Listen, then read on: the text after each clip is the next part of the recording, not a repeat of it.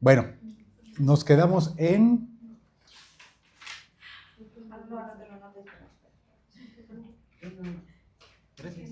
En frenología. Y luego, pues voy. Jálate una silla, Néstor, de esas que si quieres. Ajá. Sí, nos quedamos en eso. ¿En frenología? Ajá, no, porque la frenología es muchísimo. Sí, es muchísimo después. Bueno, platicábamos un poquito de la frenología, ¿no? Sí, platicamos. Ajá, ¿no? Solo vimos los personajes. Nos quedamos en presocráticos, ¿no? Bueno. ¿Qué hay con los presocráticos, Ann? Pues son las personas que se dedicaban mucho como a la observación y encontraban en la naturaleza, o sea, algunas preguntas que ellos mismos hoy sí buscaban también una interpretación acerca de y buscaban como de dónde surge el ser. Ok. Y cada quien tenía como una idea diferente. Bueno. Hasta no me acuerdo quién, que ya fue como que el que integró ¿Quién sabe los qué? 4 elementos. Y bueno, de ahí surge lo que vamos a ver ahorita, supongo. Lo que próximamente... ¿no? Veremos. Veremos. Muy bien. A ver, rápidamente. Nos quedamos ahí en presocrático, ¿no? Lo que dijimos es que íbamos a estar viendo al menos 3 principios filosóficos importantes, ¿no? 3 elementos o 3 conceptos fundamentales, que era la epistemología, la ontología y la deontología, ¿no? Entonces dijimos la epistemología, que va a estar encargada de cómo producimos nuevo conocimiento, la ontología, encargada del estudio de el ser, y la deontología, que es el estudio de el deber o el devenir de las cosas. Hola, Maciel. Tráete una sillita, Maciel, por favor. ¿Vale? ¿Hasta ahí vamos bien? Sí. Hablamos de que previo a los... previo al naturalismo, decíamos, había aparecido por ahí Sófocles con las tragedias, ¿no? Una forma de poder producir conocimiento. Hablábamos de Homero con las epopeyas y después aparecían los naturalistas, ¿se acuerdan? Los naturalistas o el naturalismo, que era una forma de producir conocimiento, ¿no? El naturalismo, que eran los presocráticos. Entonces, presocráticos. El método es el naturalismo. Es un método ontológico, deontológico o epistemológico. Epistemológico. ¿Por qué? Porque a través de la observación es del cómo. Ajá. Porque va a producir nuevo ¿qué? Conocimiento. Okay. Entonces el naturalismo, digamos que si buscamos una definición así de diccionario, es una postura epistemológica encargada de producir nuevo conocimiento a partir de la observación de la... Sería como la definición de diccionario, ¿no? Postura epistemológica encargada de la observación de la naturaleza. ¿Va? Muy bien. Entonces, dentro de estos naturalistas presocráticos, o también conocidos como sofistas, decíamos que por ahí aparecía Heráclito, Parménides, Anaximandro, Anaxímenes, Empédocles, que ellos proponían que el ser, ahora sí, el ser, o el ontos, estaba hecho de algún elemento que podría ser el fuego, el aire, la tierra, el agua. ¿Se acuerdan? Heráclito, por ejemplo, decíamos, proponía esta idea de que uno nunca se baña 2 veces en el mismo río. ¿Se acuerdan? Hasta ahí nos quedábamos. Sí. Donde entonces el ser estaba hecho del agua y entonces todo el tiempo fluíamos como el agua. ¿Estábamos de acuerdo? A partir de observar que el río fluía y entonces nadie se puede bañar 2 veces en el mismo río. Hasta ahí vamos bien, ¿no? Sí hubo uno, ¿no? Un filósofo que une ese conocimiento de todos esos sofistas, ¿no? De todos esos pensadores, une todo ese conocimiento y dice, bueno, ya déjense de pelear, no es ni el fuego, ni el aire, ni la tierra, ni el agua, ¿no? Entonces son todos, y los juntan, ¿no? Hubo uno por ahí que juntó a todos, fue un filósofo de una pequeña isla, ¿no? La isla griega que se llamaba Kos, la isla de Kos. Para que se la imaginen, la isla de Kos era una isla tipo... ¿cómo se llama esta isla de Veracruz donde están los brujos? Catemaco, ¿no? Tipo Catemaco, donde estaban ahí todos los brujos, chamanes griegos. Y esa isla de Kos, de ahí vivía este pensador. Entonces, él combina el pensamiento filosófico con el conocimiento de la herbolaria, ¿no? De la curandería, y lo combina, ¿no? Y crea una nueva rama, una nueva forma de estudiar, que es los principios de la medicina. ¿Cómo se llamaba este pensador? Fundador, padre de la medicina.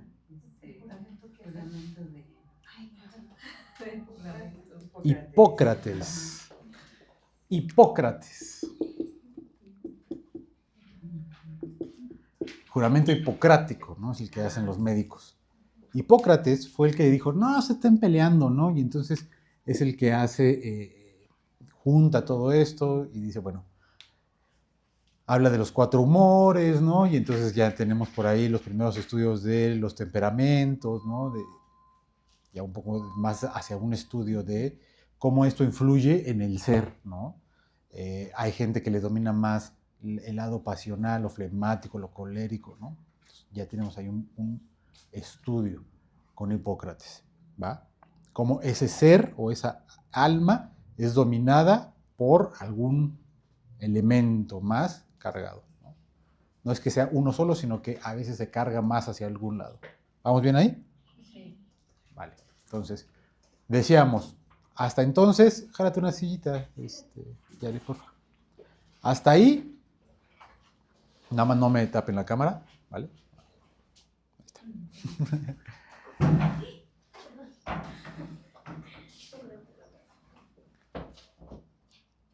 Hasta ahí están los sofistas, ¿no? Decíamos, hasta que llega un güey, ¿no?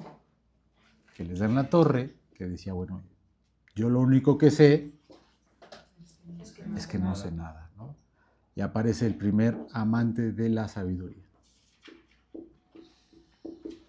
Y la filosofía, o el padre de la filosofía, surge con Sócrates.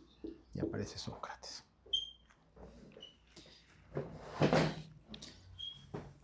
Y con Sócrates decíamos, bueno, se reestructuran muchas de las cosas porque ya no va a ser una postura para producir un conocimiento a partir del naturalismo, ¿no? Sino que él va a proponer una nueva forma de producir conocimiento, una nueva forma epistemológica que va a ser la mayéutica, ¿vale?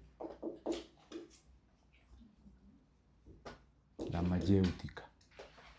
La mayéutica como una nueva forma de producir conocimiento. Ya no es el naturalismo, ya es la mayéutica. Cosa que, pues bueno, vino a dar toda una revolución en ese entonces, cosa que no le gustó, no le pareció a mucha gente, y Sócrates tomó como estandarte una frase importante. Les platicaba un poquito yo de que los griegos tenían la posibilidad de ir al oráculo de Delfos, no de Elfos, ¿no? Delfos. De Delfos, al oráculo de Delfos, y al entrar al oráculo, antes de entrar había un arco, y en ese arco había una inscripción. Esa inscripción decía: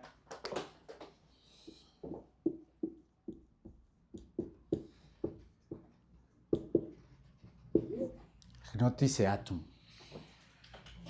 Y esa frase Sócrates la toma como estandarte para su pensamiento. Es la frase que él va a tomar como estandarte para su filosofía, para el movimiento que él hace como un movimiento de cambio de pensamiento, Gnotis Eatum. ¿Sabes? Y me parece que es, salud, me parece que es como una forma de darle un giro a lo que se está haciendo. Gnotis Eatum, que es conócete a ti mismo. Conócete a ti mismo.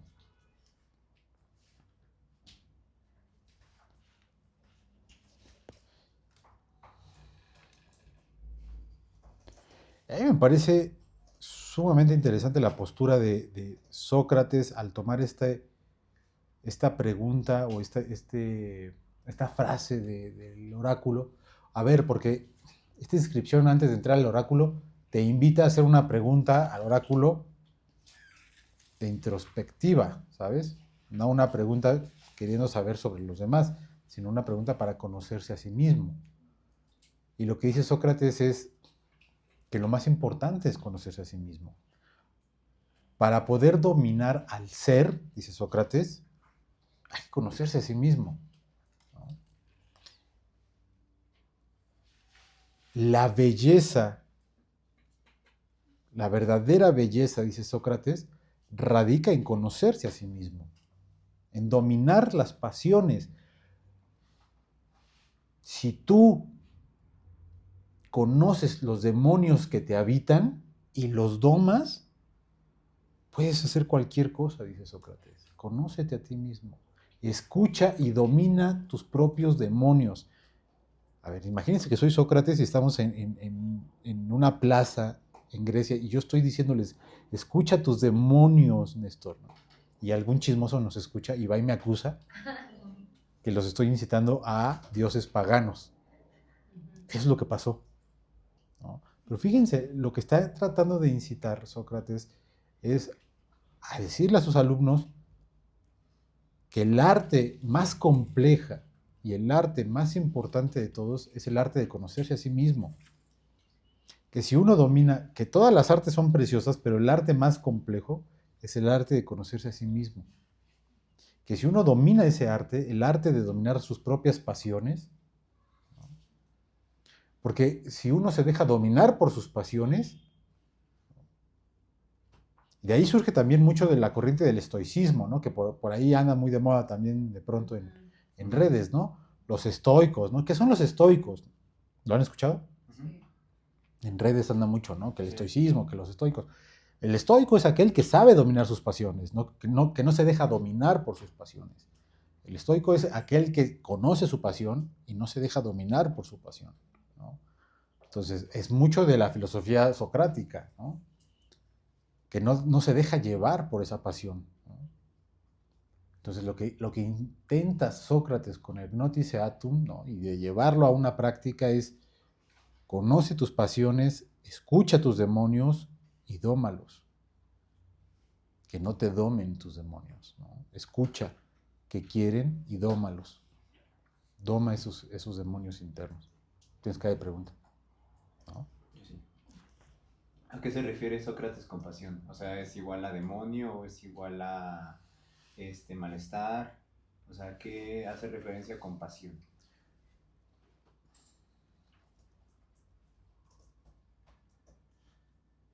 Cuando los griegos hablan del patos, ¿no? Específicamente, es una buena pregunta, Néstor, ¿no? La pasión para el griego es aquello... Voy a poner aquí. Pasión en griego es patos. Pero fíjense qué curioso. ¿Eh? ¿Por qué lo relaciono yo con patología? Es eso. De ahí viene. Sí, de ahí viene. Patos en griego es pasión, pero también se traduce como enfermedad. Y es repetitivo.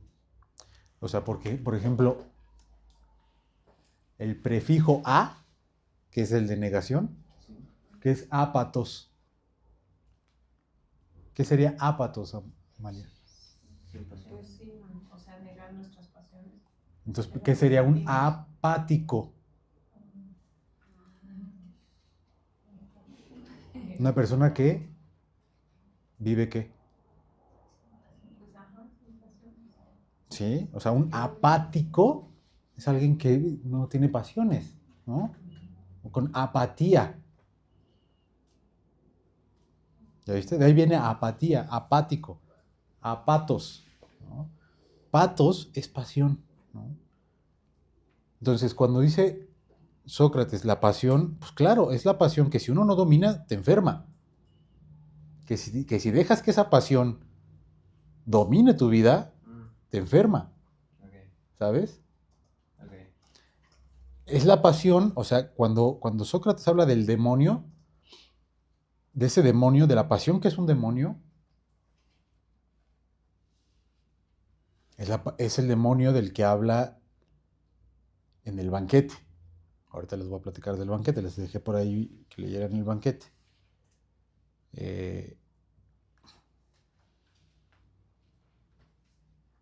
No me voy a adelantar, ahorita les explico. Quiero que se den cuenta. O sea, psicopatología, ¿no? Por ahí Liz les ha explicado varias veces esa parte, ¿no? Psicopatos, logos. En la carrera nos lo explican 40 veces como estudio de las enfermedades de la mente, ¿no? Psicopatología. Pero también puede ser entendido como tratados de las pasiones del alma. Lo que hacemos los analistas es leer o escuchar más bien un tratado de las pasiones del alma que estudiar las enfermedades de la mente, ¿no? Porque pues las enfermedades de la mente nos vamos a estudiar neuro, psiquiatría, ¿no? Conductismo, ¿no? Y bueno, no sé si ni siquiera conductismo. Específicamente nos habíamos metido a estudiar neuro, ¿no? Para estudiar específicamente la mente, el cerebro, a ver, abramos y veamos, a ver, ¿ahí hay enfermedades? Sí, claro que hay enfermedades, por supuesto. Y hay que estudiarlas y hay tratamientos para las enfermedades de la mente. Pero lo que nosotros hacemos en la clínica más bien es tratar, ¿no? Hacemos tratamientos o tratamos con las pasiones del alma. ¿Vale? Entonces, lo que dice justamente Sócrates es que lo que tenemos que hacer en ese notice atum, ¿no? En ese conócete a ti mismo, ¿para qué de mí mismo necesito conocer? ¿Qué parte de mí mismo? La pasión que me habita. Y a ver, cuando uno dice pasión, de pronto piensa que es algo tan rico y sabroso, ¿no? De pronto uno piensa que pasión es, ¿no? No. Y no. Pasión, justamente, raya en que si uno no lo domina, te domina, cabrón. Por eso se llama la pasión de Cristo, ¿no? Y uno no ve a Cristo, ¿no? Ese pedazo es donde la pasión domina a Cristo, donde el cuerpo se rasga, donde el cuerpo sufre, donde ya no hay hombre, solo hay pasión. Las pasiones son puestas en el cuerpo. Cuando la pasión no es dominada por el hombre, y entonces la pasión domina al hombre, el cuerpo se pone, sí, el cuerpo se pone para pagar. Lo que hace Cristo en la pasión es poner el cuerpo. A ver, todo ese periodo de la pasión, lo que hace Cristo es poner el cuerpo para el perdón del pecado del mundo. Esa es la pasión de Cristo. Okay. Y al menos que aquí esté un Jesus Christ 2.0, no sé por qué tendríamos que seguir poniendo el cuerpo, ¿no? Pasa, Diana. Sí le alcanzan a ver, ¿no? Y entonces, la forma de cómo las pasiones nos rebasan y entonces ponemos el cuerpo y el hígado y el riñón, los pulmones, etcétera, etcétera, etcétera, etcétera, porque las pasiones nos dominan, no dominamos la pasión. conócete a ti mismo, dice Sócrates, ¿no? ¿Vamos bien? Tienes cara de pregunta, Eli. No, estaba como hilando todo. ¿Sí? Yo también todo. ¿Sí? ¿Vamos bien hasta aquí? Entonces, el método es la mayéutica, el método epistemológico, el método para poder producir nuevo conocimiento.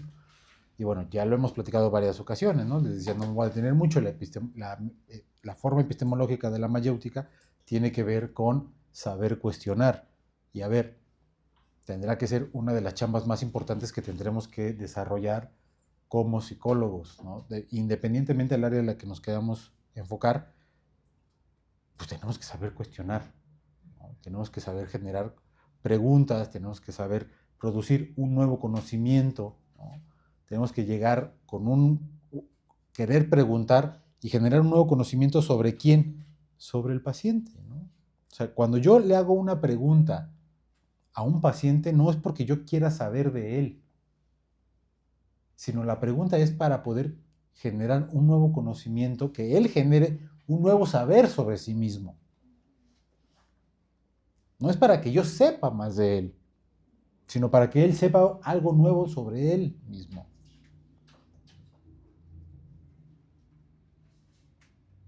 Entonces, no es para que yo llene mi formato de historia clínica,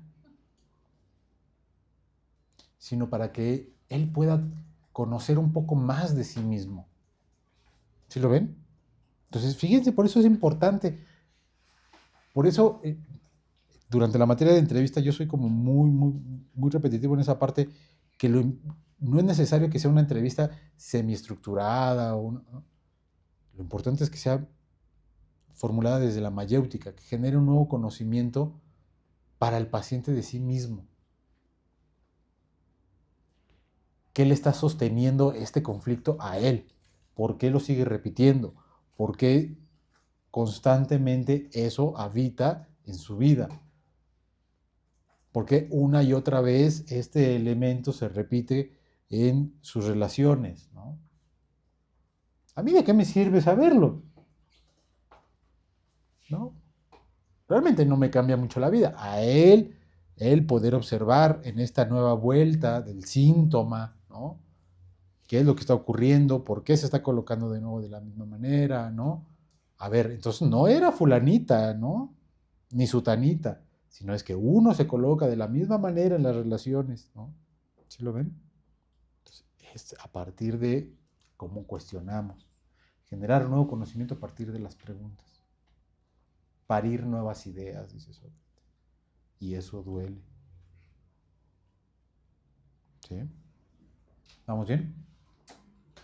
Bueno, por ahí les dejé revisar rápidamente 3 textos, ¿no? Les dejé la Apología, el Banquete y el Fedón. La Apología, que es el juicio a Sócrates, depende de la traducción, como lo hayan encontrado. Unos lo encuentran como el juicio y otros lo encuentran como la Apología. ¿Qué encontraron en la Apología? ¿Qué es la Apología?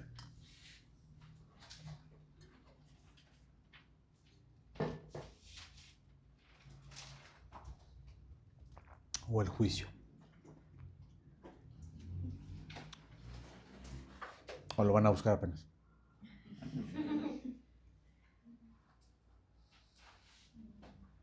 Bueno, es que yo vi un video en YouTube Uh-huh. de Drop My Life, que es cuando a Sócrates justamente ya está en juicio, Uh-huh. porque ya lo habían escuchado como poner en duda a las personas sobre el por qué hacían lo que hacían, y más que nada así como que a los dioses, de si los dioses consideran, o sea, si aman a los santos, o sea, como que empezó a cuestionar más como que la parte religiosa, ¿no? Y así como que a todos los que atravesaban y así, ¿no?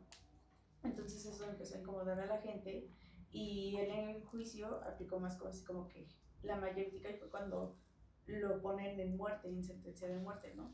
Y él dice de que, bueno, pues ya ni modo. Y bueno, ese fue como que su gran acto, porque a pesar de que sabía que estaba mal, demostró que no era solamente como estar en contra de, O sea, como que yo sí lo entendí. O sea, fue de, o sea, no estar en contra de, sino como de que solamente es cuestionar y aprender. Y ese fue como el acto de donde sabían que estaba mal, pero él se puso de ejemplo para que vieran que estaba mal. O sea, no sé si. Sí, o sea, que el acto de Sócrates de decidir no apelar, incluso si estuvo mal el juicio, él decía que lo más importante para el alma era la virtud de lo bueno, ¿no? Entonces, lo bueno es respetar la ley. Y si la ley, a pesar de que se equivoque, tenías que respetar lo que la ley dice, ¿no? Esa es la virtud de lo bueno, ¿no? Bueno, es que yo, según yo, corríjame si me equivoco, era también el que había comentado, ¿no? Esta parte de que prefería que se lo hicieran a él que el hacerlo a los demás, ¿no? Justo respetando esta parte de la virtud. Eso es algo que a él le parecía totalmente importante para el hombre, que un hombre tenía que ser virtuoso, ¿no? Rescataba mucho ese pensamiento de lo bueno y lo virtuoso. Digamos, eran principios fundamentales para él, ¿no? Lo bueno, lo virtuoso, lo bello, ¿no? Decía, bueno, sí, puedo apelar y puedo escaparme, pero ¿qué clase de vida tendré, ¿no? Si estoy por fuera de lo que yo mismo creo, ¿no? O sea... Pues sí, porque se supone que él afirmaba que, bueno, lo que él defendía era la búsqueda de la verdad y de la virtud. Y por eso estaba dispuesto a morir antes de renunciar a lo que él creía. Sí, o sea, es que es un poco un dilema ético, ¿no? Es un poco un dilema ético que él también apuesta mucho. Esa virtud tiene que ver con la cuestión ética y que no tiene que ver con algo bueno del lado de la ética del bien y el mal, ¿no? No es una ética de la moral, sino es una ética de la virtud, ¿no? Es una ética de la postura de la subjetividad, ¿no? Les voy a contar rápidamente. O sea, lo que está proponiendo Sócrates es, a ver, está bien, me puedo escapar, pero ¿qué vida voy a tener si va en contra de lo que creo?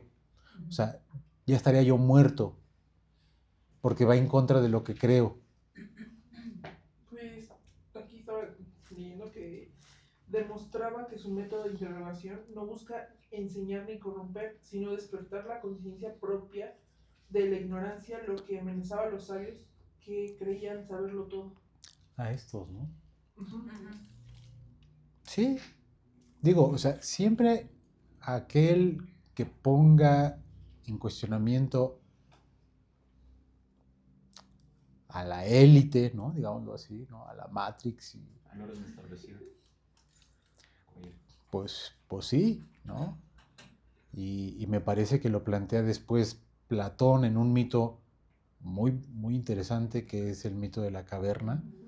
O sea, y me parece que es muy vigente, ¿no? O sea, aquel que cuestione la realidad y trate de llevar eso hacia con los demás, ¿no? Y tratar de moverlo con los demás, pues habrá otros que se beneficien de que las cosas no se muevan y tratarán de mantener las cosas así. Y eso siempre ha sido así y seguirá siendo así, ¿no? Entonces, es algo que ocurre, ¿no? A ver, hoy en día pues nos corren de las universidades, ¿no? No pasa de eso, ¿no? Esperemos, ¿no? Pero, bueno. ¿No te desaparecen? O escalas las cosas, ¿no? Por ahí dicen que es lo que le pasó a Jacobo Greenberg, ¿no? Sí. Estos son los secretos a voces, ¿no? Lo que le pasó a Jacobo a Greenberg, ¿no? Y así un montón de gente. ¿Qué es lo que le pasó? A ver, yo no soy nada religioso, ¿no? Pero lo que dicen es lo que le pasó a Jesús, ¿no? De nuevo. Vino, movió las aguas y ¿qué hicieron? Se juntaron los judíos, los romanos. A ver, este güey está moviendo las aguas, cabrón, ¿no? O te lo echas tú o me lo echo yo, ¿no? Porque ni te conviene a ti ni me conviene a mí. A nadie le convenía, a nadie, ni a los romanos, ni a los judíos, a nadie. Una persona que estaba moviendo a todos. ¿Vamos bien? Entonces, ahí está la apología, ¿no? Es que digamos que es un gran discurso, ¿no? Ahí tienen la posibilidad. Yo les recomendaba mucho, compren el de diálogos de Porrúa.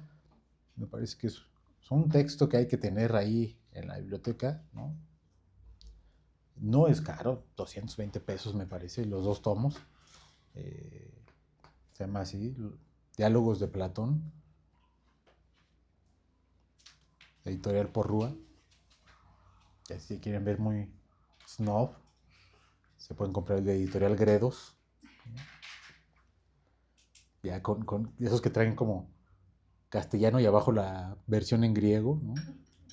Y una pasta dura. Pasta dura, ¿no? Pero la de Porrúa es muy buena traducción. Y más barata. Muy barata y está muy bien. Son 2 tomos, está muy, muy bien. Ese texto, la apología, me parece que es muy bueno. Y el último, que es el Fedón, ¿no? Que es la muerte, donde él da un discurso precioso, bueno, donde Platón dice que él da un discurso muy bello sobre la vida y la muerte, también me parece que es muy rescatable. Pero en medio de todo eso hay un discurso, un diálogo, que es el del banquete, o sobre el amor. ¿Pudieron revisar algo sobre el banquete? ¿Alguien pudo revisar algo sobre Es el donde se banquete? toma la copa envenenada y el mismo se la pide. Ese es el Fedón, ese es el último. Donde toma la cicuta. Ok. En el banquete, después de como emborracharse, por así decirlo, al final decían como qué era el amor para ellos y qué era lo que, como cuál era el papel principal que tenía en la vida, ¿no? Porque al final de cuentas como que no querían que fuera algo como triste, sino más bien querían que fuera como algo mejor. Ese es el banquete, ¿no? Entonces, si no lo han leído, vale mucho la pena, si se dedican a la psicología, que lo lean. Porque el banquete, o sea, hay una psicoanalista que se llama Julia Kristeva, y Julia Kristeva siempre dice que a nuestro consultorio siempre llegan, tarde o temprano, te van a hablar sobre una historia de amor, ¿no? O sea, siempre empieza y siempre termina con una historia de amor, un caso clínico, ¿no? Entonces, de lo que trata el banquete, a ver, se los voy a platicar rapidísimo, ¿no? El banquete, se juntan una bola de filósofos a una carnita asada, ¿no? Y de pronto dicen, a ver, ¿de qué vamos a platicar? ¿De qué vamos a hablar? Porque pues no hay Netflix, no hay TikTok, nadie trae bocina, ¿no?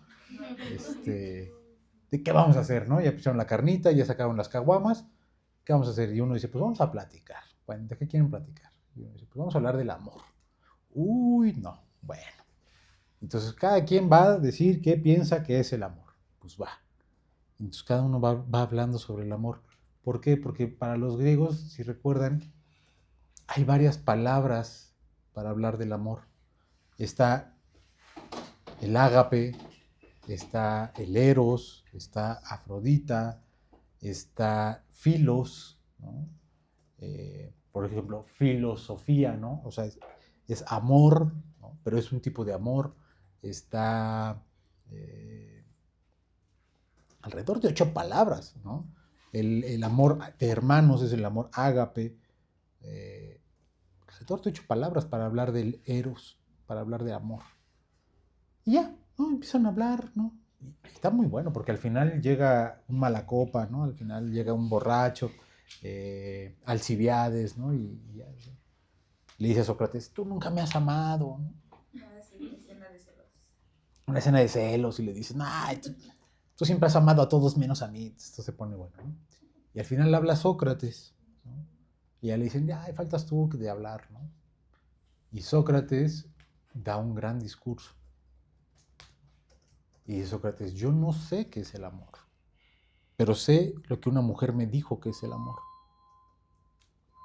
Y Sócrates habla del amor, pero no lo que él cree, porque dice, yo no sé qué es el amor. Habla lo que una mujer le explicó que era el amor. Y le da el lugar,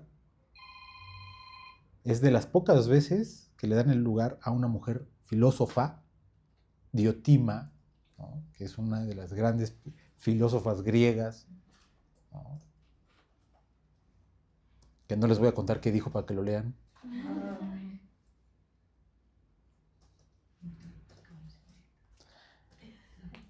Una gran filósofa. Y es muy triste porque, bueno, mucho de eso se perdió en la quema de Alejandría, ¿no? De la filosofía de Diotima.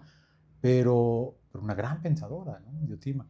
Tanto que Sócrates la cita, ¿no? En el banquete, ¿no? Nada más les voy a decir un pedacito para que lo lean. Me encanta porque dice Sócrates. Diotima me dijo una vez que el amor es el eros. O sea, Sócrates cita a Eros, ¿no? Bueno, Sócrates cita a Diotima, que Diotima le dijo, el amor es como el eros. Entonces, él va a hablar del amor eros, que justamente es el eros que nos interesa, no a los psicoanalistas, no a los psicólogos, porque nosotros hablamos de zonas erógenas, ¿no? Hablamos de erotismo, ¿no? No hablamos del ágape, no hablamos del filos, ¿no? Hablamos del eros, ¿no? De ese amor es del que hablamos en psicología. Y dice Diotima que el eros curiosamente en la cosmogonía griega, eros no es un dios, es un demonio.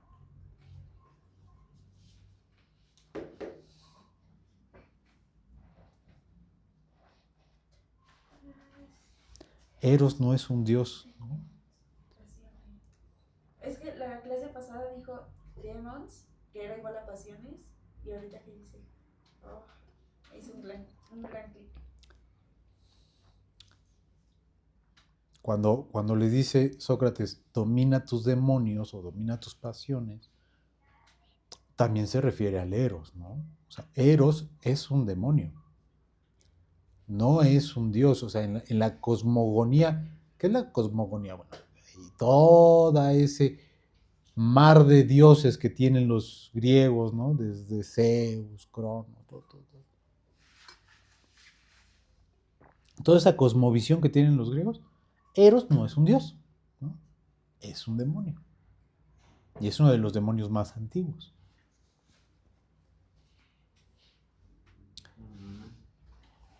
Entonces, es uno de los demonios que si uno no domina, te domina. ¿Es por eso que la lujuria se considera un pecado capital? Ya después veremos por qué ya el catolicismo lo considera un pecado. ¿Y de los capitales? Y de los capitales. ¿Y por qué podríamos pensar que si el Eros no es dominado, te domina y eso puede enloquecer, ¿no? ¿Y por qué la psiquiatría puede considerar la ninfomanía como una enfermedad psiquiátrica? Y hay una serie muy buena que estaba yo viendo con Liz, ¿no? Es que yo ya me perdí y ella la siguió viendo, que es un libro, ¿no? De Ángeles Mastretta, la de Delirio. ¿Ya la vieron? Véanla. ¿En dónde está? En Netflix. Delirio. Es cómo se forma una psicosis a partir de esto. Cómo se genera la psicosis. Porque, nada más les voy a spoilear así un instante. La mamá le dice a la niña, la locura se mete por el medio de las piernas.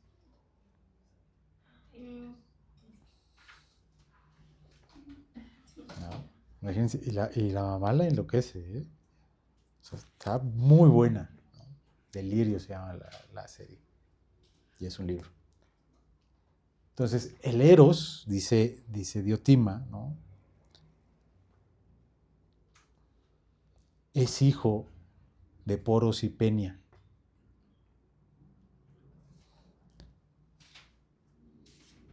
De la abundancia y la escasez.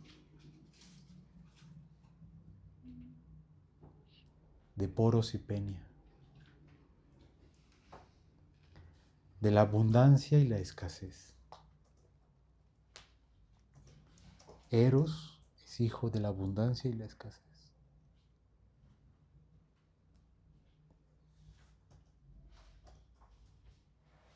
De Poros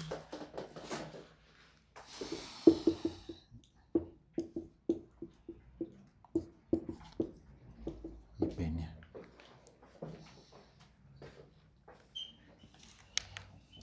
Es eso que se anda buscando, pero que no se llega a completar totalmente. Es eso que de lo poco que se tiene y se disfruta. Por eso enloquece. Por eso puede llegar a enloquecer. Este me recordó a Erich Fromm, en la del corazón del hombre. Ujú. Justo habla de Eros, empieza hablando de Eros y después ya narra lo que es la biofilia, la necrofilia y cómo esto hace que nosotros como sociedad seamos parte, ¿no? Ujú. En ambas partes. Ujú. Y el arte de amar también habla de eso. Ajá, sí. De hecho, habla igual Erich Fromm de varios tipos de amor. Ujú.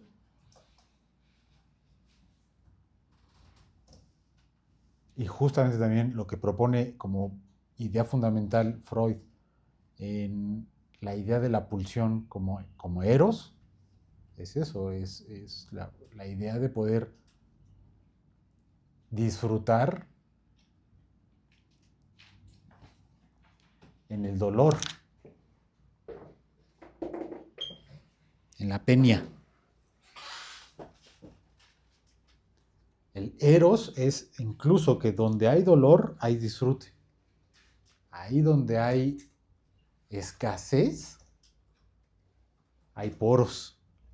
Eso tiene que ver con lo que vimos de Longinus, o sea, con esta cuestión de los fantasmas, ¿no? Que si obviamente te domina, pues obviamente llegas a esa parte. Sí, tiene que ver, nada más que no los quiero confundir todavía. Pero hasta aquí vamos bien. Entonces no me voy a meter mucho porque me interesa que lo lean, ¿no? Y se metan a estudiar a Diotima, que es muy buena. Pero que sí lean el banquete y que vean lo que explica Sócrates de Diotima, porque esa parte de entre la escasez y la abundancia, entre la ausencia y el placer, ¿no? Es justamente la idea de lo que siempre se busca y nunca se encuentra. Ese es el deseo. Eso es lo que nos mueve. El eros es lo que nos mueve.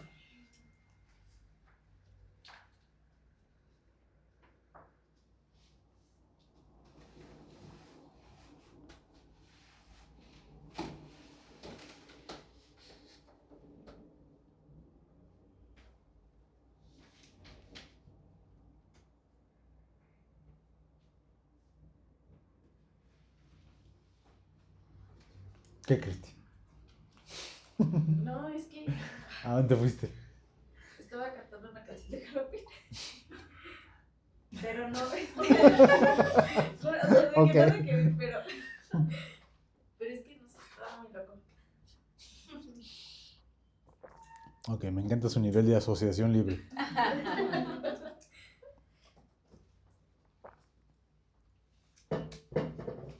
¿Vamos bien hasta aquí? ¿Cómo vamos de tiempo? 9 minutos quedan. Se va rapidísimo, ¿no?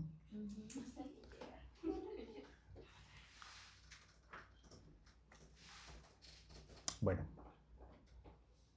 Puntos que me parecen bien interesantes de Sócrates. Es justo esta idea de la virtud, de la mayéutica, me parece importante la parte del cuestionamiento, me parece fundamental la parte de dominar las pasiones para que las pasiones no te dominen, me parece fundamental el arte de conocerse a sí mismo, ¿no?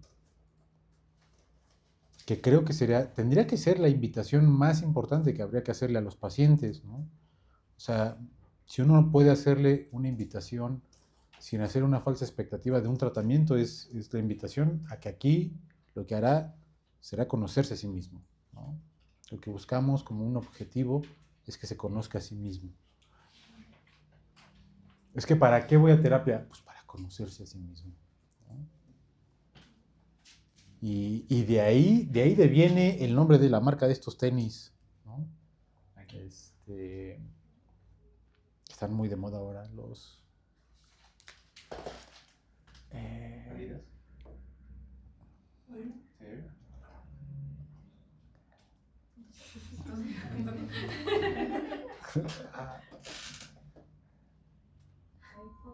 No, espérense. son muy conocidos. ¿Algún famoso los usa? Tú sí los conoces. ¿No los conocen? No.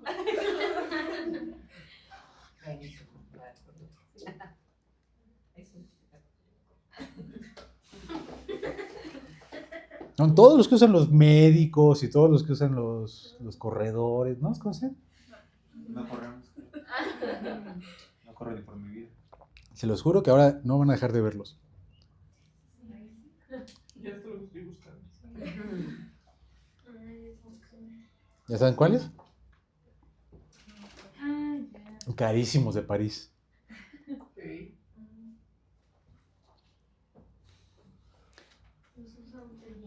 Esta es una frase aristotélica sacada de Sócrates. Basics. No es ASICS. Es anima sana in corpo sano. Bueno,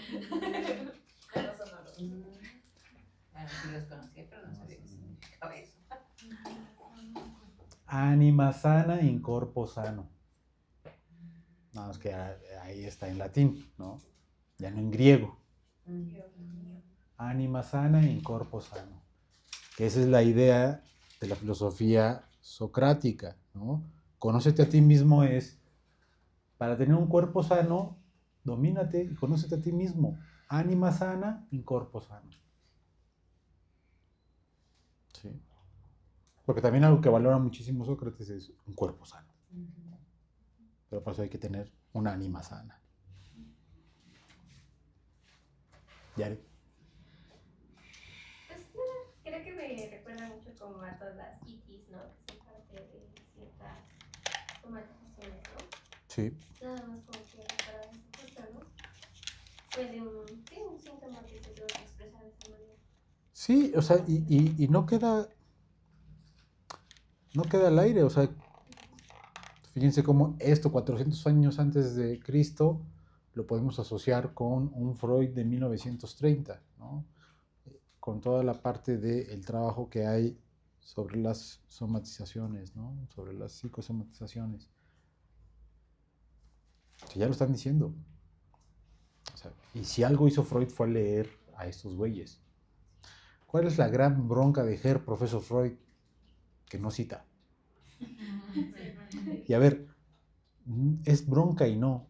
Tiene una razón de ser, ¿no? Y sí hay muchas citas, ¿no? Freud tiene muchas citas, por supuesto que es un gran, no por nada, el único premio que gana Freud es un premio literario, ¿no? Es el premio Goethe. Es un gran escritor. El que no haya las citas a los griegos tiene un porqué, porque Freud no quería que el psicoanálisis fuera una filosofía. Entonces tampoco su intención era que se cargara de citas filosóficas, por supuesto, y está plagado de filosofía, pero no quería que su pensamiento se volviera una filosofía, ¿no? O sea, porque pues, en cualquier momento podía convertirse en un pensamiento como el de Nietzsche, como el de Schopenhauer, ¿no? Era una línea muy delgadita. Y él no quería, y hay un texto que se llama, ¿no? El psicoanálisis no es una cosmogonía, ¿no? No es una filosofía. Entonces, es una línea muy delgadita. Si se plagaba de citas filosóficas, se iba a convertir en una filosofía. Y no es una filosofía. No, es una praxis. Entonces era una línea, pero sin duda leyó a todos estos. Sin duda. Sí hay citas a Nietzsche, sí hay citas a Schopenhauer, sí hay citas a Kant, por supuesto, ¿no? Por supuesto. Por supuesto a Sócrates, bueno, a Platón. Hay muchas que no, pero bueno. Hasta aquí nos quedamos con Sócrates, seguiríamos con Platón, la siguiente clase, ¿vale? Entonces, antes de que se vayan, quiero que me platiquen qué les pareció